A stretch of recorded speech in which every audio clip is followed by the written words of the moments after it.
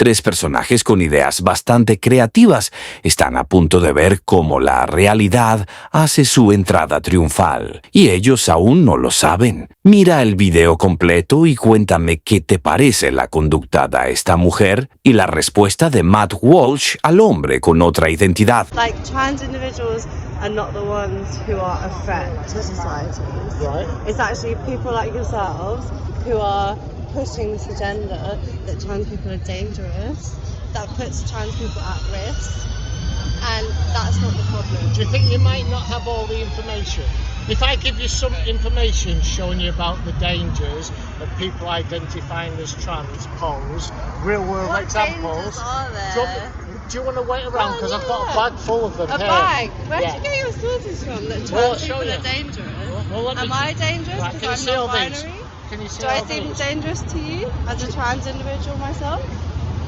It's probably not worth me taking those out. But you're saying what Well, you're exactly. Am I a threat Would- to you?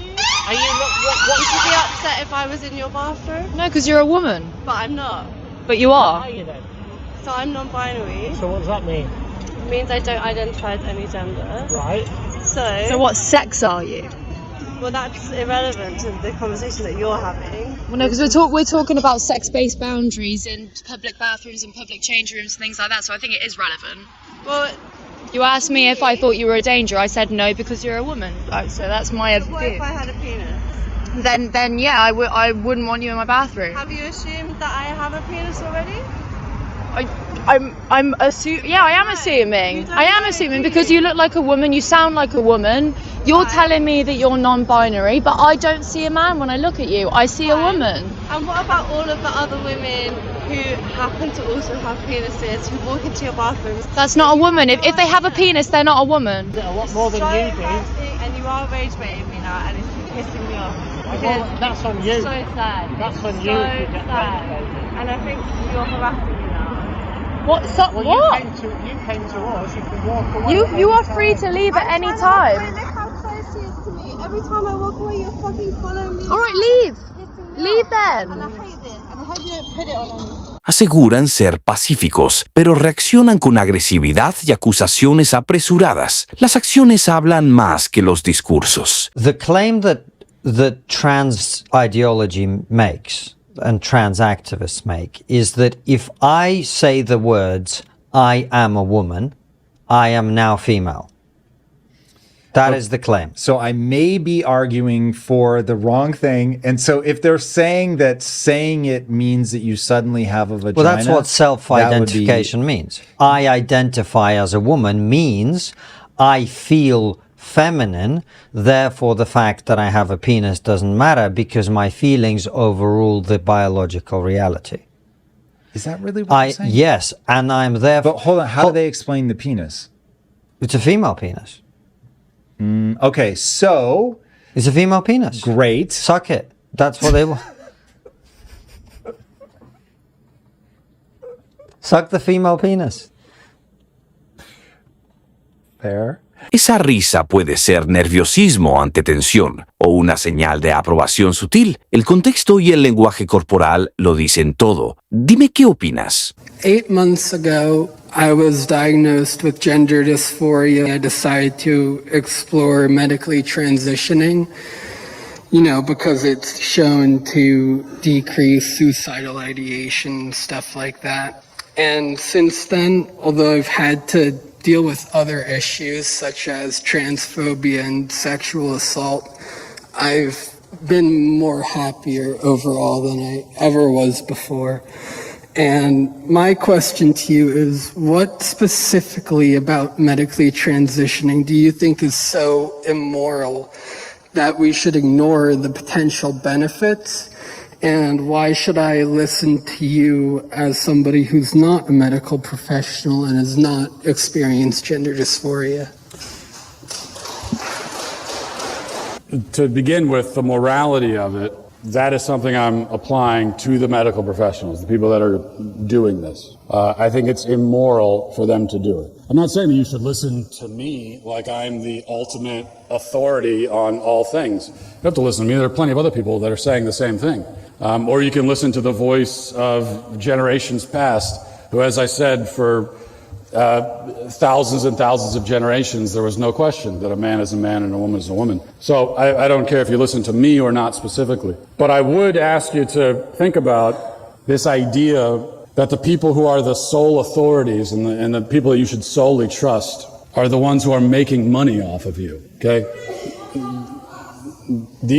What was that?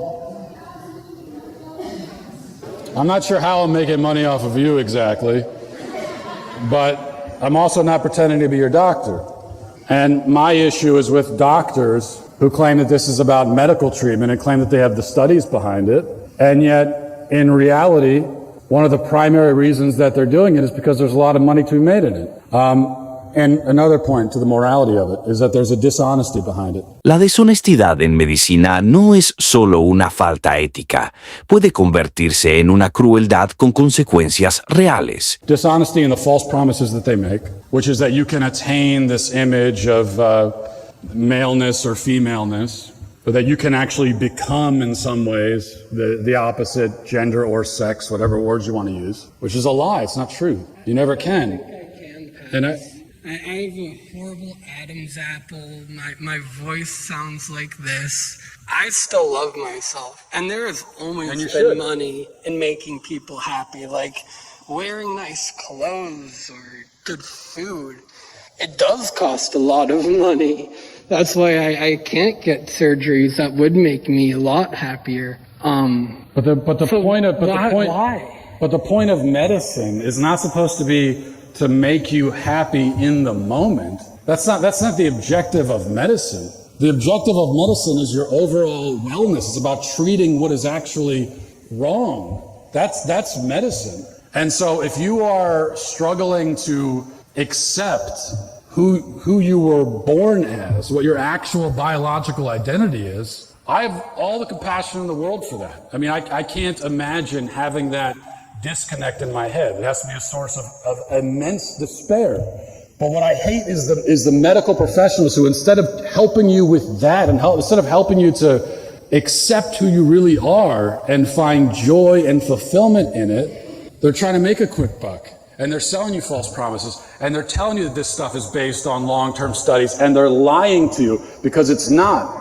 There have never been any reliable long-term studies on almost all of this stuff, because the fact is that the medical industry only started doing this at such a large scale recently, so they couldn't have the data. They're pretending that they do. They're lying. And that's what I hate. That's the immorality.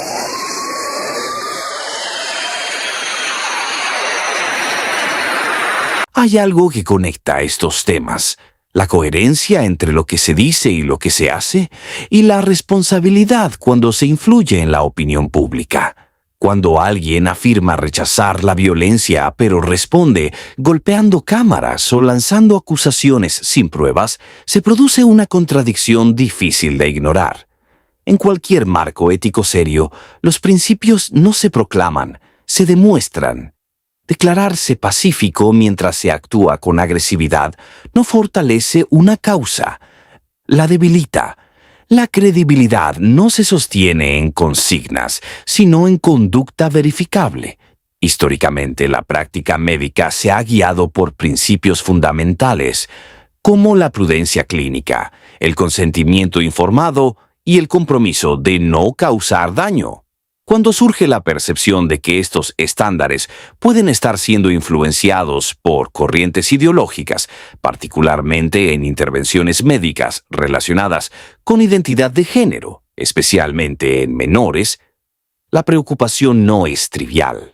Cuando médicos, investigadores o profesionales expresan dudas y son descalificados en lugar de debatidos, la discusión deja de ser clínica y se vuelve cultural.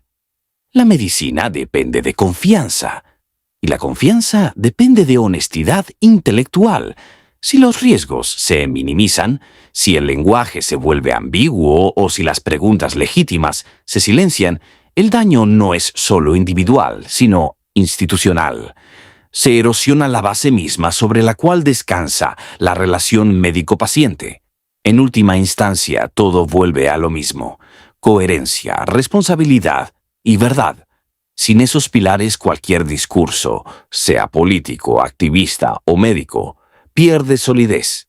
Y cuando hablamos de salud, esa pérdida de solidez tiene consecuencias reales.